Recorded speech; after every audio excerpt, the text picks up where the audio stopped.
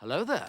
Hey guys, it's Lolo Padawan from the High Ground Podcast. I'm back with another session of Docking Bay 32, and this time I'm talking about King versus King. We're looking at Roman's props versus Dave P., the A New Hope Kenobi lightsaber. So I see this discussed a lot in the community, and I'm going to be honest, I really don't like how these conversations go So because I see the same uncivilized. two or three people jump in right away and scream and shout one name out or another name out, and honestly, I don't like that. I haven't seen a video of any of these people comparing both of them side by side. I haven't seen anyone who has held a significant number of real parts or who owns real parts, and breaks that down in its relationship to how both of these target real parts and which one's more accurate over another one, which one's preferable over another one, those kind of different things. So I'm going to do it. I haven't seen a video out there. Maybe there is one in existence, but this is what I think is the first. And if it's not, it's going to be the newest. And so I'm going to do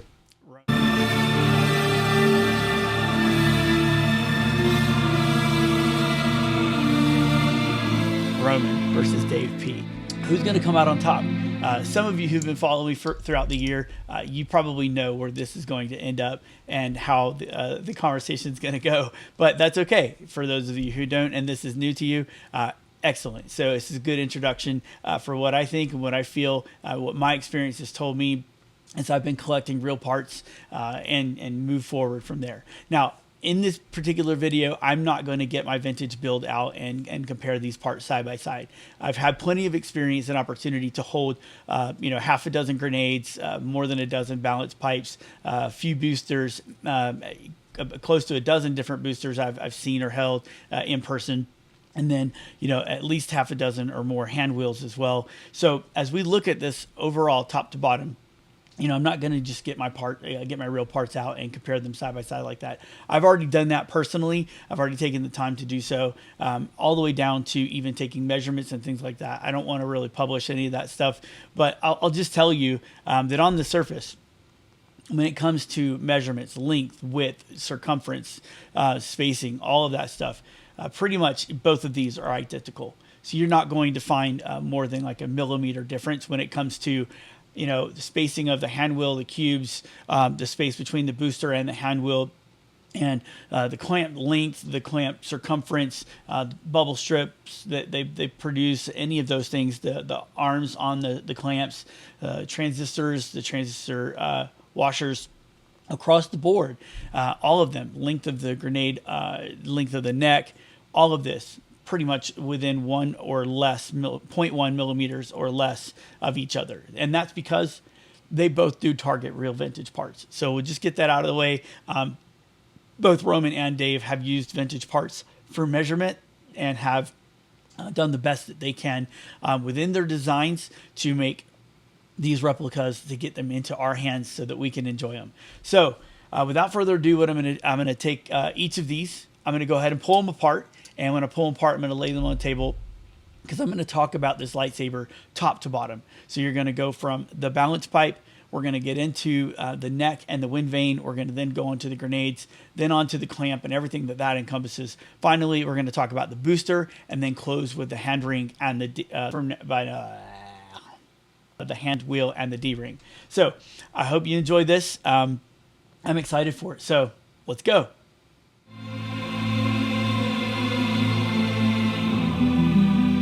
Okay, so I said that we were going to take these apart. We're going to look at them piece by piece, which we are going to do. So I'm going to just talk about this really quick before we get to that. And so for those who don't know, just quick rundown. This is the balance pipe, comes out of an airplane engine, World War II airplane engine. This is a World War I rifle grenade. You would put a rod that would go into the neck here, and you would fire that out of a rifle, and it would explode, and all these bits and pieces, like a regular grenade, would go all over the place. So we're going to call this the neck, this the wind vane, this is the grenade, or pineapple, obviously, and then we have the clamp, the bubble strip, and as you can see under here, the transistors, the transistor washers. Then we have the booster, which comes from a machine gun from World War II. And then we have the hand wheels here. These come from sync knobs from a company called Armitage Shanks from the 70s. So before I break these all the way down, just really quick, you can notice pretty much every bit of this is lining up exactly the same. You can see that the line here lines up here, here, And this is what I meant when I said that these are pretty much identical in length and dimension. That is the truth. So you're not really going to ever notice a dimensional change between one or the other because they are pretty much the same. So before we break them apart, something that I'm going to talk about, which I think is really important. So these two sabers are not made for the same purpose. Now, these are both static versions. This is Roman's static version. You can see there's a rod coming out the end. And then this is Dave P's build, which is only static. So what's really important to understand about these as we're looking at them is that traditionally you would not get a lightsaber that looked like this from Dave P.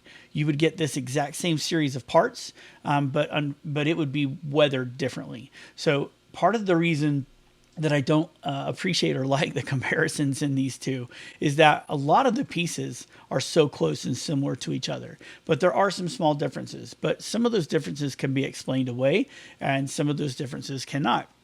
And so that's where the real difference between these two are. And let's make no mistake, like we are comparing two absolutely great builds, right? These are two beautiful builds. And so you're not going to get better. If you needed a representation for a New Hope Kenobi lightsaber, this is going to be it. Like you grab either one of these and you're going to be great. But the difference will be, so with Romans, when you buy Romans, it's going to come with a standard weathering over the top of it. Not going to weather the hand wheel. This is going to come with black oxide generally, or just regular blackened weathering on the steel. Black oxide is a special version that Roman has. It's a little bit shinier and a little bit better protective. I like it. It looks pretty nice. Then on the clamp itself, you're going to get standard, no weathering, no rust, none of that stuff. The bubble strips we'll talk about. Neither of these bubble strips on these builds belong to these builds, so we'll cover that in a little bit. But then on the grenade, Roman just does just a natural coating on the grenade here, so no other extra or additional weathering. And then the same thing for the neck. Roman does the same texture weathering as on the grenade. He does that here. And then he has a couple of different techniques that I've seen on these wind vanes. And so sometimes the wind vanes look a little black and kind of shiny like this. Sometimes they look just like this neck material. Most of the ones I get look like this neck material, and they're browner, more brown. And then, of course, you leave this a little bit brighter and shinier. There's a good reason for that, and I'll explain. And then the balance pipe, Roman tends to put a weathering strip right in the middle of this, and then he darkens the inner ring. This is definitely accurate. You want to see this inner ring darkened. It's going to be what all of them look like when you get them out in the wild. So those are the parts. Those are the pieces.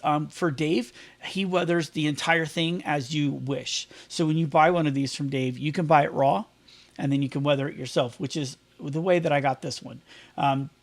Or you can ask Dave to do everything in terms of weathering from top to bottom. So Dave's going to attack the balance pipe. And not only is he going to put on a strip to the lower and to the upper side, not only is he going to put a strip on the upper and the lower side, but he's also going to then turn around.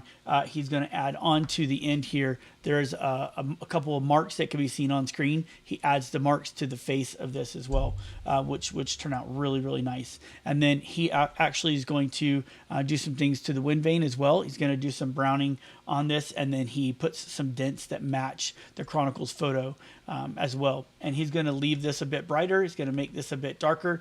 Then he's going to go ahead and he's going to add some natural rusting into the grenade. A lot of these are found in the ground, and they do come out of the ground rusted. Now, there wouldn't naturally be any rust on it, and likely there wouldn't naturally be any blackening either. They used a brown shellac type of coating on these grenades for all the ones that we see in their complete natural state. So there's a more darker brown color and coating. Shellac is a special type of painting technique or material added into paint in order to help preserve the pieces, give them better protection from the elements as well. Now on the clamps here, Dave will normally add tape to the outside of this. He'll sometimes peel back some of these. He'll add some rust and some stuff up in here because there's a screw that belongs on the Kenobi for that. He'll also get a couple of things done down in here where he'll add a cotter pin or two to this. And then this clamp will look just absolutely completely different when Dave P has done his weathering. And then on the booster, it's going to be similar to the grenade for Dave P. He's going to go ahead and take time and weather all of this up if you select that. And it's going to look a lot different than it does here. And then there's a big mark scratch in the hand wheel on the Chronicles photo right here. It kind of looks like that. Dave's going to go in and get that mark on there as well. So these are two different approaches. Roman's is a static. Buy this, it's ready to go. This is, a good look. Here you go. This is how we have it. Dave says, I've got the raw parts and you can buy the raw parts, but then I can also personally weather, which I think Dave does the best weathering job of anyone when it comes top to bottom, making this look like Chronicles. I haven't seen many people do it anyway, but Dave's approach to it is just absolutely, bar none, hands down, the best. It looks so good. It looks really great. Now, the difference is you're going to pay $350 or something for this from Roman. You're going to pay for the raw material about the same for this from Dave. But the difference is Dave is going to then take hours to put his own special attention to this. And then, like we said, chew up the bottom of the balance pipe, put some dents in here, all those other things that I mentioned. And he's going to take, hours to do that. So that costs a little bit extra. So you're going to pay about twice as much for this as you will for this, because this is going to come like this. And then this will come either raw or fully coated and done up to match the Chronicles. I think that's one of the most important things to remember as I bring up some of the topics and we go piece by piece. So we will do that. We will go through and discuss these as well in detail. So hang on with me here for a second. I'm going to take a minute and I'm going to pull these apart and then I will be right back. Okay, so here we go, guys. So as we were talking about, we're going to go part by part. And what I've chosen to do here is obviously, get my lineup going. I'm just going to go over the things that I think are most important here. So we've already talked about weathering and how we are not going to be comparing weathering. But I do think that while we've discussed that the Dave is intended to be fully weathered by Dave or to come blank so that you can weather it yourself, I think that's important to talk about. And so I will mention a little bit about weathering, but in reality, Romans tries to come as, this is how you get it. We want you to be able to display it. So it's got, things darkened that should be darkened and stuff like that. But this is often where the difference between the two will come out. But from the start, these balance pipes are pretty much identical. There is a little bit of a difference here, about 1/10 of a millimeter in the lip there and the shank. But otherwise, they use different cones on the inside. I particularly like this one. I think the flat one, which Romans will do if you flip it over, it'll be flat as well. Dave's is just flat. But yeah, if you look at the two cones, they're pretty much identical. They're the same, so everything's going to go that way. So this inner ring would naturally be darkened, and as I said, Dave's would come darkened. Romans, you can see, is made as one piece because there's no seam here. Dave's, you can see, is made as two piece. You can see a seam around here. Now, when these are made in the factory, when they were made in the factory, they were actually two pieces. So this inner piece right here is a whole separate piece from the outer piece. Now, Roman used to make two-part balance pipes. It's probably much better that he makes single parts now because, one, they shouldn't come apart. Once they make them separately in the factory, they then take these two pieces are apart, and then inside this on the outside of this ring, they use copper flux, put them together to heat them up super, super high heat. And then once they do that, they fuse in together and then they become one piece. So as far as accuracy, this one's made as two pieces still. This one's made as one piece. But overall, they're identical in size, they're identical in diameter. Everything here is exactly the same. There is no difference except for that little step and that little lip. So with that being said, we can compare over the step of the lip with a real balance pipe. I said I wasn't going to do this, but so we can see that on the Dave P is much closer in size. This one is much smaller. This lip is not quite as wide and not quite as pronounced on the lip. So a little bit of difference there from a real part, but otherwise, pretty much millimeter for millimeter, about the exact same. Now, this is a really old, crusty one that's just kind of been around the block a bit. It was a really nice gift from a friend of mine, so I keep it on my desk. That's the only reason I happen to pull that one out right now. But with that being said, we look at the two balance pipes across the board, and I would give the nod on balance pipe to Dave P. Partly because this lip being the correct size, and then as far as it being two parts as well. Dave's balance pipe has a real serious issue of probably being mistaken for a real one, as does Roman's, because they are so good, so clean and identical. Now, if you know balance pipes, you know them well. It's not really going to matter to you at that point, because you're going to know the difference between a real one and these. But another thing you'll notice that's different is that this lip will hang down a different amount on each one of them. Now, both of them are accurate to a real part, and we can't really measure the actual Kenobi on the Chronicles photo. It would be near impossible to get down to that level of a measurement on a photo from 60 years ago, 50 years ago, whatever it was now. And the reason that they're both accurate, it's because when they are made as two pieces, sometimes the piece is slid up for a male, and it will have a little bit of a protrusion for a male balance pipe, because a male and a female balance pipe go together, and that helps hold a male and female together. And the male is a little bit different. But in that case, this bottom piece would be just a little bit longer, or a little bit shorter, depending. And balance pipes themselves could have just a little bit longer or shorter profile down here on the bottom. So having seen, like I said, about a dozen of them, I think that, well, more than a dozen, sorry. But so, I mean, having seen several of them, more than a dozen, I think the reality is this lip can be a variance of size, and there isn't really an exact measurement on what the real Kenobi Chronicles looks like. Yeah, and just a little bit of a final rundown. So I'm not going to do this for every part, but on the balance pipes, because this is my favorite piece. But what we'll notice is that a couple things that stand out for me. The outer ring right here, both of Dave and Roman's, they are at about 56 millimeters. Vintage is 56.5 pretty much every time. This step, as we've talked about, being a little bit different. You're going to see that at 5 millimeters on a vintage, it's 5 millimeters on Dave's. That's about 4.4, 4.3 on Roman's. And then for the main body here as well, we're going to get about 39.25 millimeters, and which is the same as Dave's. And then in terms of its diameter, and then the same thing for Roman's is 39.5. So it's about a quarter of a millimeter too big around. And then on the lower portion, Roman's is a half millimeter more round than it should be compared to a vintage, and Dave's is right on the money at 30. Other than that, I like the weathering Roman puts in here. Obviously, that the inners are normally blackened, so you would see that from Dave's weathering as well. What I don't like on this, and I'm not sure how Dave weathers this part of his, but the band of black should actually be towards this lower lip right here and towards this upper portion. So the parts that are clean, those parts are the ones that should be kind of black, and it should be uneven. The center should actually be more clean because of the way that the clamps go over the balance pipe. It actually keeps that middle section clean. So the weathering on this is it's the reverse of what it should be, but it still looks really nice. And then one more bit that I should have thrown out in the beginning that I want to make sure that we talk about. So this is also for Dave. He did something really special that no one else had ever done before, and he made this part out of its original material. So something we talk about with it being part of a jet engine and having a significant amount of heat come through this.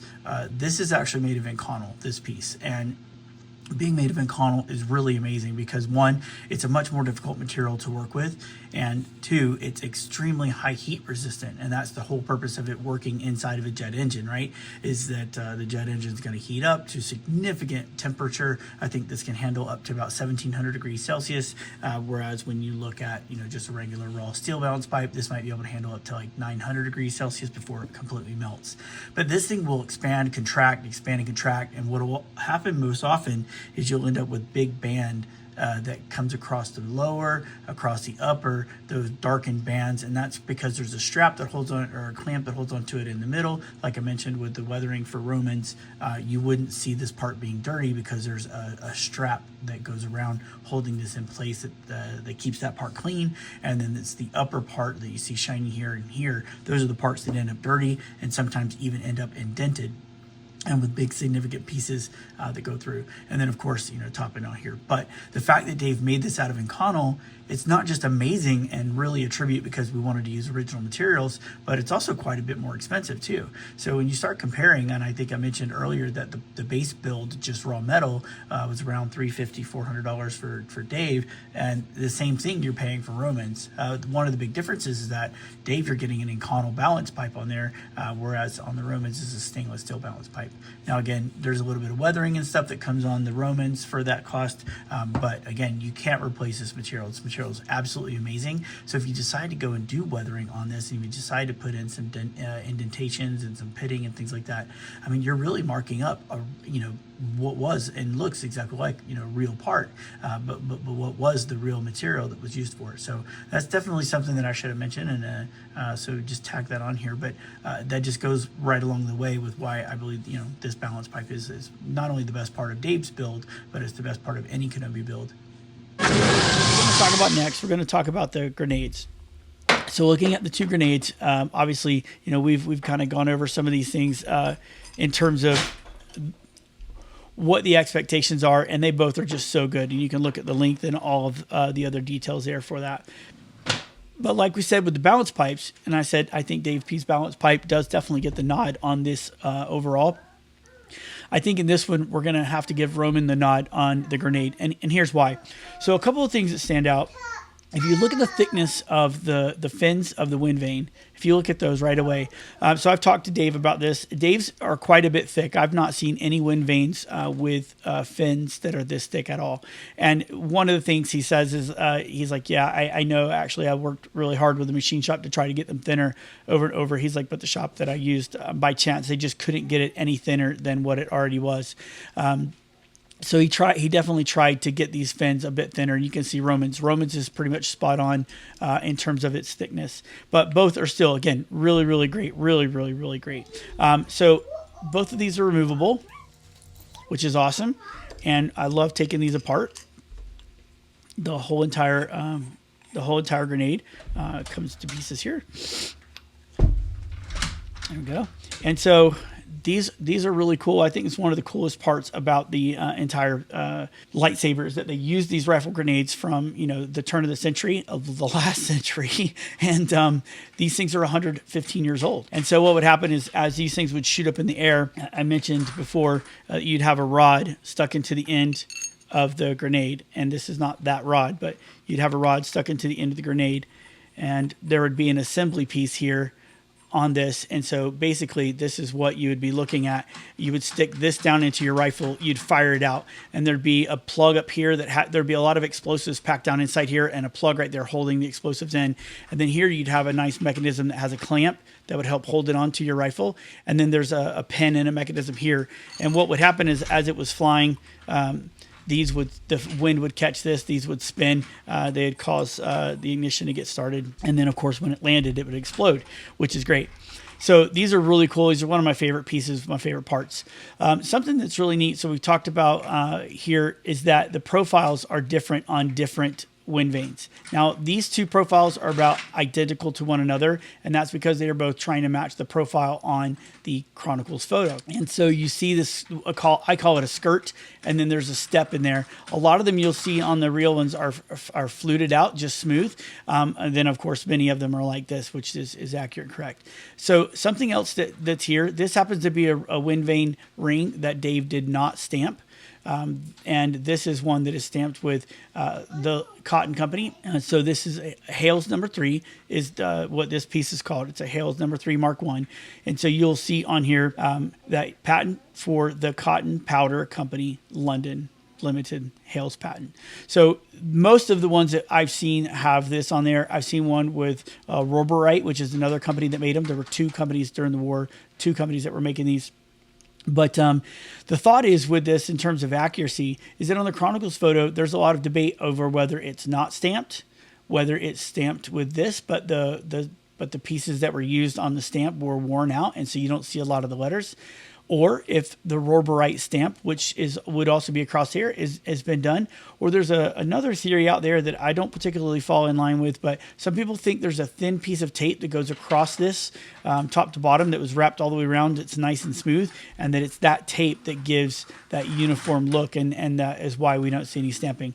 Personally, I don't know. I think that it's the cotton company, the London Cotton Company, because of how many O's I think that I can see on the photos. But, other opinions are going to vary. And really awesome part, I have to give this to Roman's, though, because Roman's profile, much thinner. It's much more accurate, correct. The outside is the right thickness as well, whereas the thickness of Dave's on the outside is also a bit thick. And one specific part here, too, as we look at the wind vane underneath the fins, they do have a nice curvature to them. And what you'll see is that on the Romans, they're very, very straight. And on Dave's, he definitely is able to capture these curves, something that, I think goes unnoticed as well. But it's actually really beautiful and nice curvature that you can see in there. And so even though the fins are a little too thick, Dave was able to capture that nice curve, whereas all of Roman's fins are just completely straight. Yeah, so very nice, though. Both of them are very nice. And when it comes to these as well, you'll notice that the threads are not the same. The threading is slightly different. Now, that's an intentional thing because, one, some makers don't want their parts to be confused for real parts, and some makers want to have a little bit of a difference. And some actually might have a real part or a real grenade that might be just slightly different. There are grenades out there, many Hales grenades out there, many rifle grenades out there as well. And so what you end up with is some of them ended up not being exactly the same. So there's thought that some grenades are a little bit thinner in the threads on the top, and that the profile on the top is a little bit different as well. But with that being said, these two pieces overall are identical except for the threads, and that's just about how much those threads penetrate and how wide these threads are. So what that does is it makes a difference here with how the appearance is. And this is another reason that I give the nod to Romans, is I like this flat, flush look right here, and I do think that from the Chronicles photo that I can see that the look is flat and flush. But at the same time, this is accurate to a rifle grenade and the one that Dave happened to use for his measurements. And not only did Dave take the measurements here, but he used resource photos in order to get that measurement for that spot. So basically, Dave didn't just use a regular rifle grenade, but he also used the Chronicles photo to source the width and the opening there. And so from Dave's perspective on that design decision, he based it on the measurements that he could get and looking through, and decided, hey, you know what? The Chronicles looks to me like the opening is a little bit smaller. And so that's also another intentional design choice on Dave's part. Measurements. So even though it's a little bit of a rounded bend right there, just a little bit rounded, it is still accurate to an actual rifle grenade. Overall, the other thing that we get to are the sizes and shapes of the cubes. So when we say cubes, we're talking about these faces. And you'll notice that Romans are just a tad bit wider, but they're both about the exact same thickness. So particularly, I don't have a favorite in terms of cube size. I think both of these are really good. My cube size on my personal is between these two. It's a little bit wider than this, but not as wide as this. But the thickness is the same on my cubes. And then the next thing that we look at are the cuts. Now there's going to be the same number of cuts that go all the way around. There should be 7 cuts in every grenade. In that regard. So you would always be able to count 7 cuts. That's what a traditional rifle grenade is going to have.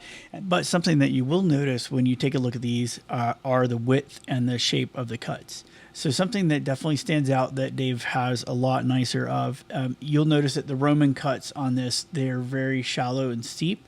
They're not quite as deep of cut into the metal itself. And then additionally, the width of the cuts you'll see. Now, both are symmetrical, and we believe that the original Kenobi had a symmetrical grenade, which means that these cuts go in one straight line, whereas vintage, most of them you're going to see that there's a slight tilt to them. They're not all straight. That's just because, again, they were all machined by hand, and the techniques they were using, that's how that worked out. But yeah, specifically with these cuts, you'll notice that Dave's are just a tiny bit deeper, but then you'll also notice that they're a bit more open, and that definitely lines up more with a vintage grenade. So you'll recognize that anytime that you're looking at a grenade, almost always your cuts are going to be open and wide like this, which can also have an impact on just how wide the cubes themselves, the face of the cubes, will be. But yeah, so that's one advantage that definitely goes towards Dave, is the depth of the cuts and the width of the cuts. They are certainly better cuts. And then when you come through here, you're going to have I think it's 10. So I count 1, 2, 3, 4, 5, 6, 7, 8, 9, 10. Yeah, so 10 cuts vertically. So you'll find 10 rows or 9 rows, 10 cuts. And that's what they should look like. Now, the two of these, they almost look like they were cut by the same people, just with a tiny bit narrower on the width, but otherwise they look like they're cut by almost the exact same people. One thing that does stand out that I really, really love is Roman recently upgraded his grenade. So Dave's run is from like 2023 or 2022, I think. Roman recently upgraded his grenades at the end of last year. And what you'll see is, as you look here, you'll see some striations that are happening there. Those are called machine marks. It's how we refer to them. Those machine marks look really, really good.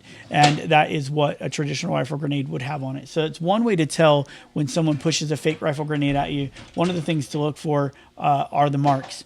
I think either the RPKs or the Parks or the Rust Reps and those in the past, I don't think those had the machine marks. So a lot of those older grenades, they're just going to be smooth, kind of like Dave's here, without machine marks.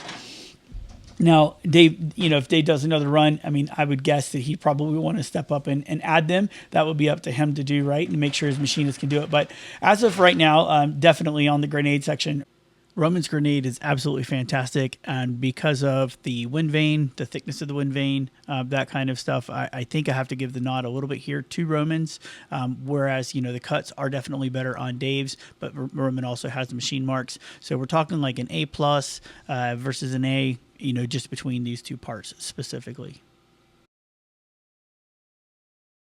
So that's with the grenades and the next thing we're going to get to are clamps. So before I dig into the clamps, what I will tell you straight off the bat is that Roman's clamp is definitely a better clamp. Roman's got clamps that he makes for a lot of other sabers too, as does Dave. But Roman's clamps in general, I love and appreciate the satin finish. And overall, his mechanics work really, really great. Everything fits in nice and tight, just as it's supposed to.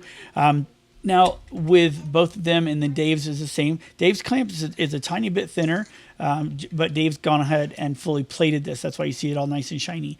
So I mentioned before, the Kenobi clamp is very unlikely to be this shiny. It's possible because, it's impossible to tell from such an old photo. But I tend to think that it's been worn and it's somewhere not quite as shiny. Then there's also the theory that there's tape on there that comes down from here on both sides.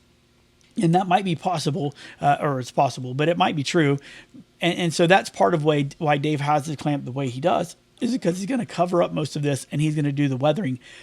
And he made them in such a way that he expects other people to go out and do the exact same thing. Now, overall, his transistors are pretty nice.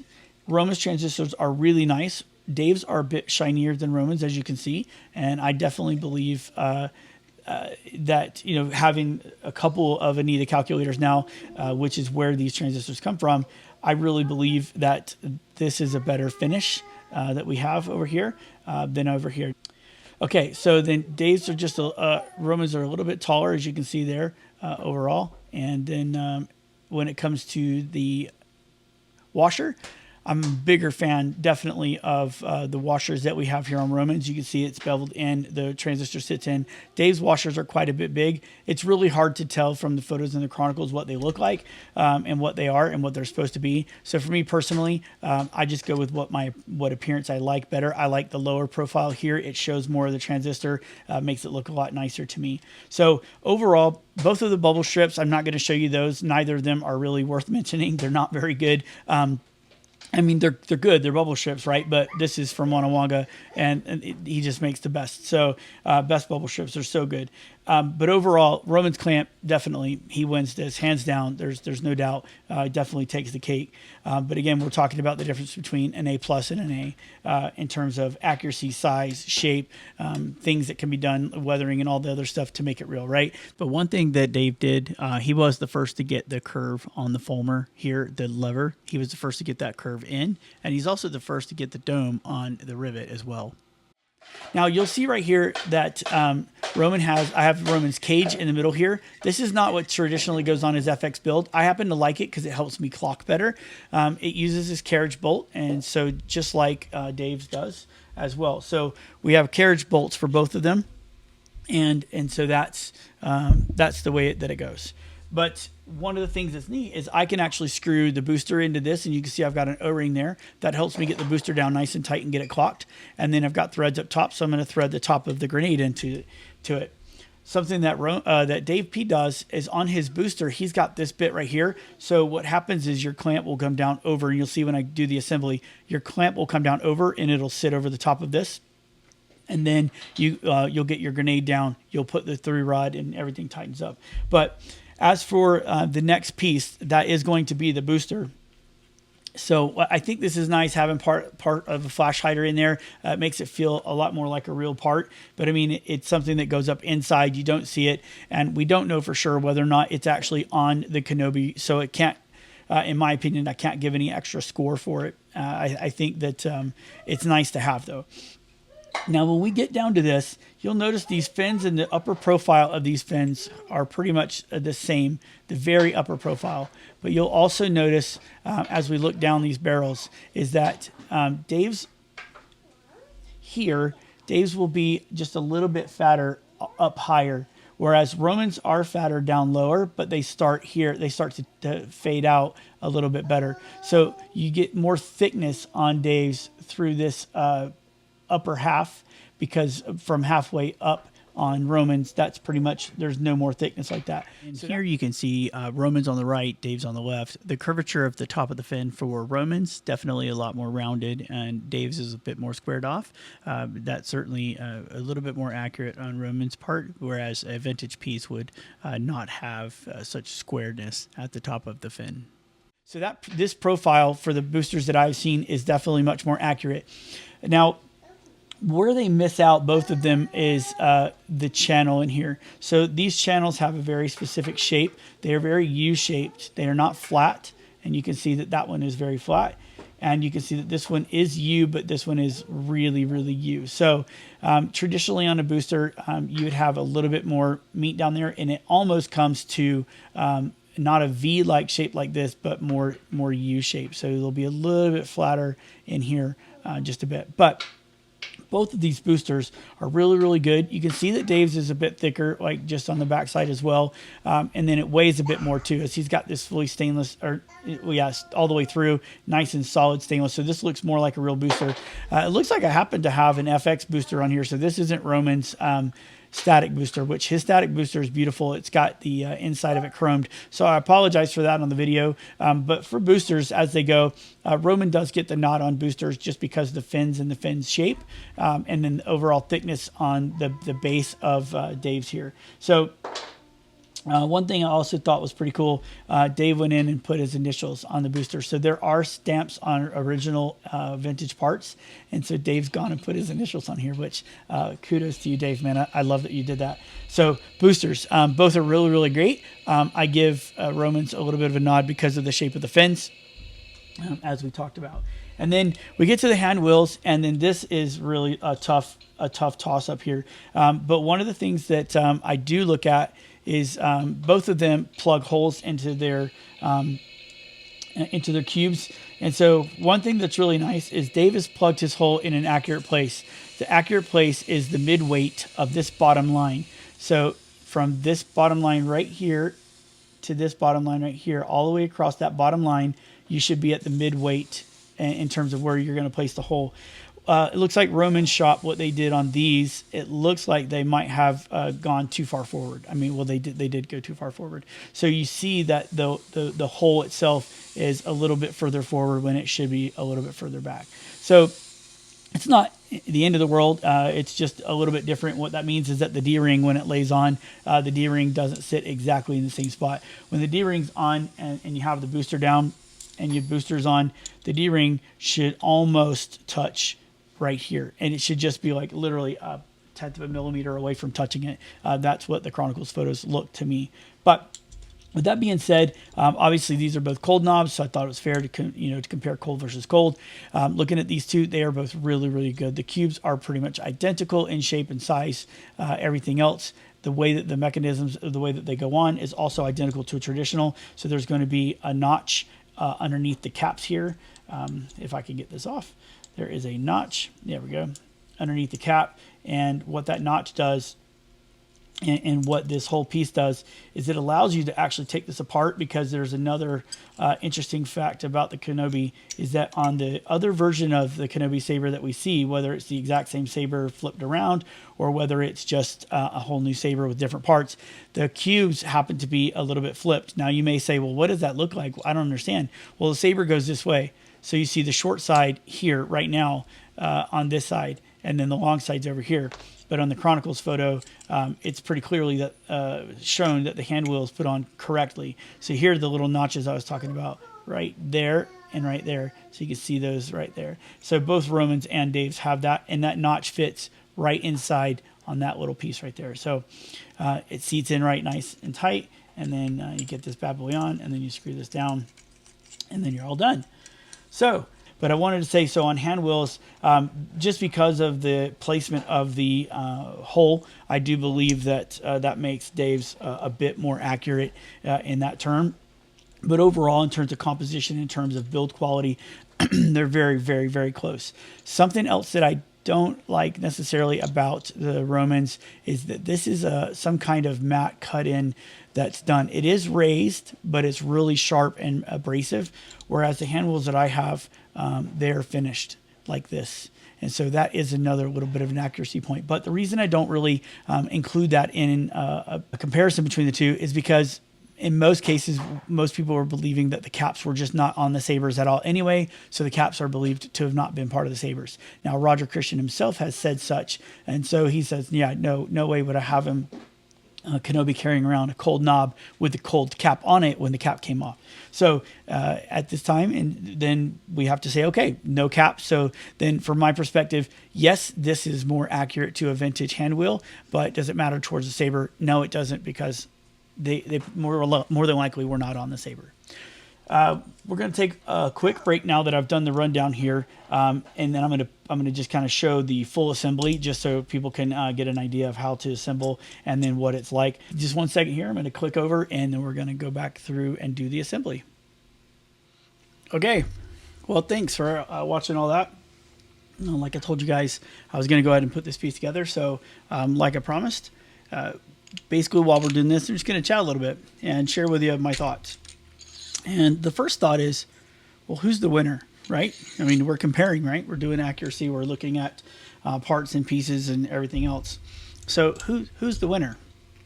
And the truth is that the winner is the community, right? The hobbyists, us, the collectors, because we get to have so many good options between how we want to do this. If you want a static, you can get a great static from Roman. You can get a great static from Dave P. And there aren't a lot of sabers out there that we can say that we have two really good versions of the saber.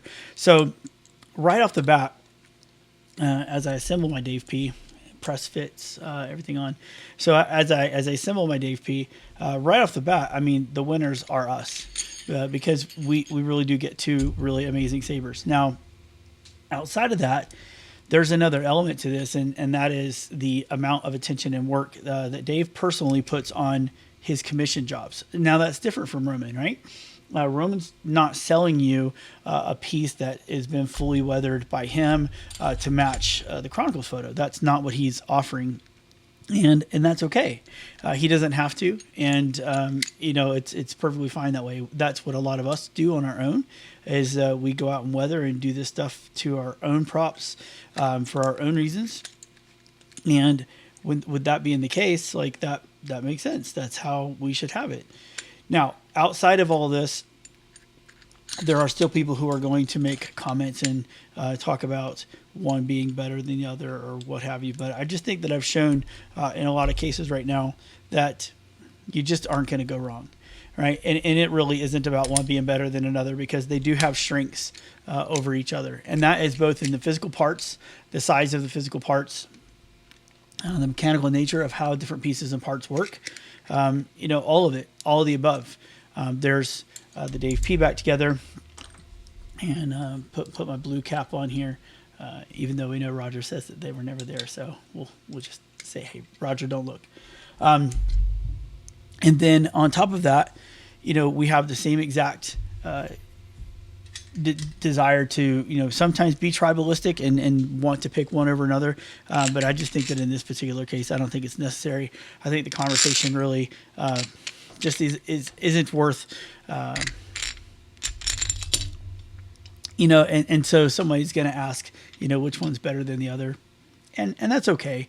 I think that, you're going to get asked that once in a while. People are going to ask, people are going to want to know, your opinion, my opinion, other people's opinions, and that's fine. Like that's what we're here for. As I put on my client backwards, but I mean, that's what, that's part of what we're here for, right? Is to talk and to be hobbyists together. And just like with sports and fanatics that we are about our teams, it's the same thing here. We're fanatics. We love our stuff, and we like the makers that we have that put together these amazing props for us. And a lot of them do it not just for us, but do it for themselves, right? They're passionate too. They're collectors too, some of them, and they're makers. Like, they have a desire to get down and put stuff together and make something really, really nice and amazing. And you can't really go wrong with that. It's an awesome feeling to have people like Roman, to have people like Dave, who want to build us really special props. And when it comes to Roman, his point, and he's been around forever, is let me just get this prop out and let me get you something that you can put on your shelf that you like and that you enjoy, and let me make another version of it that's installable as well, which is really great and a very big benefit to have. Now, and with Dave, he says, let me get a prop that you could build, do on your own, and if you do that and do it on your own, that's great. If you don't want to do it on your own, it's in there, and don't want to get it and do it on your own, then okay, that's fine too. We can figure out something else, right? And then on the other side, you have Dave, and his point, he's going to say, well, look, I want you to have a prop, and if you want, here's the raw parts and raw pieces, similar to how you can get it from Roman, and put those together, and you get a chance to go on and put your hand at weathering it, give your hand a shot at trying to make it look like the Chronicles or Tunisia or whatever build you want, even if you're doing something as unique as first built by, right? But at the end of the day, Dave offers that extra piece. Let me go ahead and make this really awesome saber, and then I'm going to put my blood, sweat, and tears into it. I'm going to make it look like the Chronicles photo for you. I'll do every bit and piece that we can see, that we can think of, that's possibly on there, and at a really fair price, right? Because I mean, there are some folks out there for when it comes to weathering an MK1. I've seen people charging $500, $600, $700 for that, and I think that's pretty crazy. And so, here you could get the entire Dave P. I think it was probably 500 or 600 pounds total. So getting the saber, getting his personal work and personal touch, that's just really amazing. So what we end up with is, at the end of the day, we are the winners. We're the ones that come in with these amazing props and get a chance to have these as part of our collection.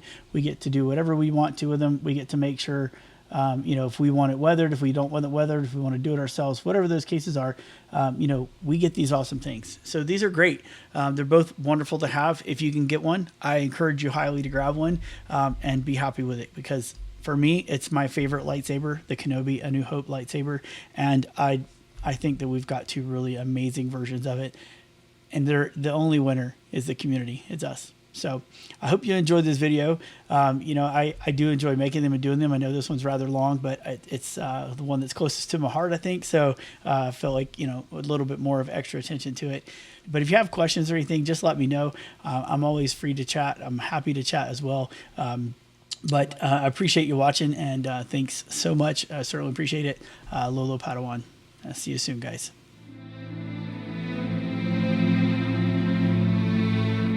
Another happy landing.